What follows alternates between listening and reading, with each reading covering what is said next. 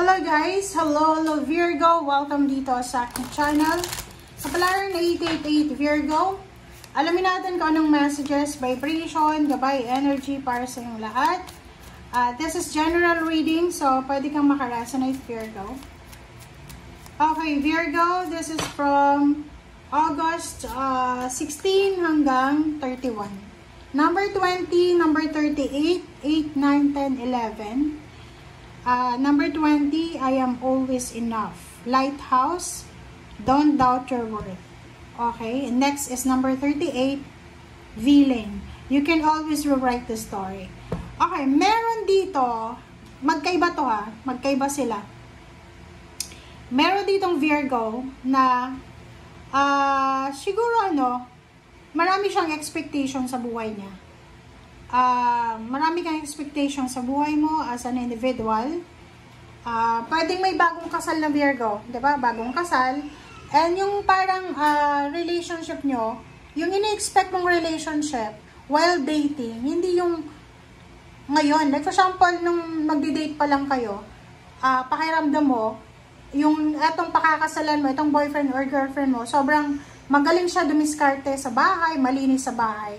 Tapos nung nagkasawa na kayo, parang burara pala. Di ba? Parang hindi siya masyadong tidy. So, yun, isa sa mga expectation. Next is yung sweldo. For example, nag-apply ka sa isang company na sobrang sikat. And then, nag-expect ka na mabilis kang ma-promote or mabilis mataas yung sweldo mo, pero hindi yun ang nangyari. So, sinasabi na huwag mong pagdudahan ang sarili mo, ang kakayahan mo, because of the outside forces, because of outside energy. Kasi minsan, di ba, nagdududa tayo because of mga sinasabi ng mga tao sa paligid natin. So, ang gawin mo dito, yun nga, mag-affirm ka sa sarili mo na you're enough, you're always enough, you're good enough. So, walang kulang sa'yo. Okay? So, yun. Okay, next card natin is, you can always rewrite the story. Ito naman, ibang Virgo to. Mayroong mga Virgo dito na, siguro guilty ka na marami kang nagawa na mistakes sa buhay mo. Yung like for example, marami kang pinagsisisihan sa buhay mo. Marami kang desisyon na pinagsisisihan or pagsisisihan. But sinasabi ng barahan na tao ka lang. Lahat naman tayo nagkakamali. Ang importante, may accountability sa mistakes natin or sa mistakes or errors natin. And you can always rewrite the story. You can always change it. You can change yourself. You can parang correct the mistakes. Pero may iba na, diba? Parang sinasabi na, ay hindi na pag mali na, hindi na pwedeng i-correct. No. Lahat ng tao ay pagkakataon magbago. Kaya nga, everyday is a blessing. Blessing siya para makapagsimula. Blessing siya para i-correct yung mistakes. And pag kinorek natin yung mistakes natin, it doesn't mean na paulit-ulit natin gawin yon kasi pwede natin i-correct. No. Pag kinorek natin yun, dapat ilagay natin sa puso at isip natin na hindi na natin yung gagawin. Okay? Ikaw, for example, pwede kang mag-transform parang maging phoenix rising from the ashes. Bumagsak ka sa buhay. Pwede kang bumangon ulit. Like for example, may nakulong. Diba? Pag nakulong ka na, ex-convict ka na. So, yung mga sinasabi ng mga tao sa paligid mo, parang makaka-apekto yun sa buhay mo everyday. Pero kung alam mo sa sarili mo na malinis yung konsensya mo, and pwedeng may yung nakulong na yun is because of some mistakes, pero malinis yung konsensya mo, still you have the parang opportunity pa rin na makapagsimula ng bagong buhay. Parang ganon, ito siya. Okay, tingnan natin. Second deck tayo. Virgo.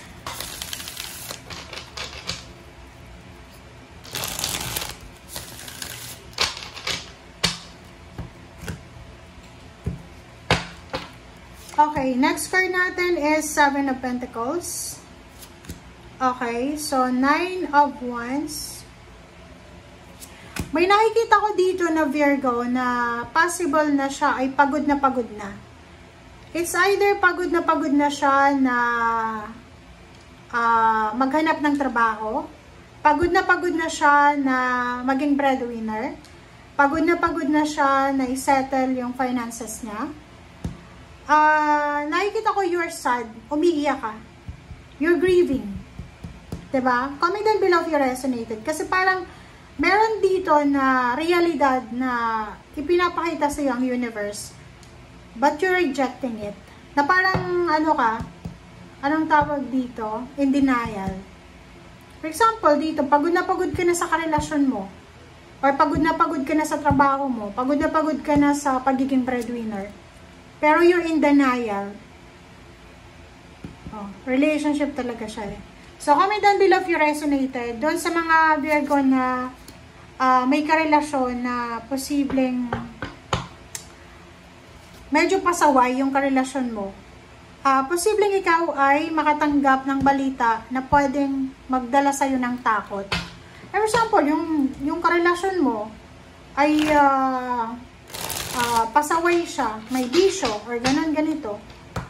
Posibleng makatanggap ka ulit ng message, or pwedeng makatanggap ka ng bad news galing sa kanya, or galing sa pamilya niya, na siya ay gumawa ulit ng masama. Parang ganun. Which is yun yung kinakatakutan mo. Na maulit-ulit. Okay, Temperance, 6 of Swords, and 7 of Wands, 10 of Wands, and 4 of Wands. So, puro to fire sign, and air signs, and water sign. Sinasabi ng baraha sa'yo dito na you're waiting for, like, yung mga Virgo, nag-aantay kayo ng visa, passport, contract signing, or naghihintay kayo kung kailan kayo tatawagan ng agency. Maybe you're applying for a job abroad, or a job within the country, pero nasa malayo. Sinasabi ng baraha na maybe you're expecting the news from August 16 to 31. Be patient kasi baka hindi pa siya dumating. So, kailangan magpasensya. Nakikita ko siya dito na sobra kang pagod na pagod. Sobrang workaholic, pagod na pagod. And nakikita ko siya dito, meron ditong Virgo na marami kang pangarap para sa pamilya mo. Especially sa parents mo. Maybe gusto mong ibigay sa kanila yung stability and balance na pinapangarap nila sa buhay. Like, sinasabi ng baraha dito na you're willing to sacrifice para sa pamilya. So, sinasabi ng baraha sa'yo dito, lahat ng pagsisikap mo, lahat ng pagod mo, lahat ng puyat mo, lahat ng mga pinagdaanan mo, gutom, puyat, or kano pa man, sacrifices, para yan sa pamilya mo. So, nakikita ko sa'yo dito na lahat ng yan ay may positive result. So, rewarding din, diba? So, siguro sa ngayon, iniisip mo na ang tagal dumating ng reward. Diba? But, sinasabi ng baraha sa'yo dito na kumalma ka lang. Just be calm. Kalma ka lang sa buhay. Okay? Kasi nandito yung victory and success eh. Diba? Magic. Empress. So, sinasabi sa'yo dyan, Virgo, na kalmahin mo yung sarili mo kasi itong pagtitiis mo na to, matatapos din to. Yung victory success mapapasayo.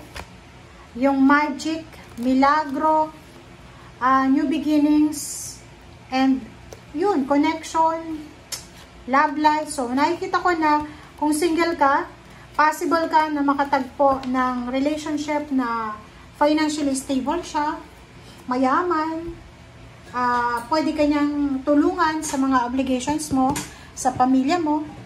Pwede kanyang tulungan sa mga problema mo, emosyon, or sa lahat ng pwedeng burdens mo sa buhay. Kasi kung makikita mo dito, tingnan mo.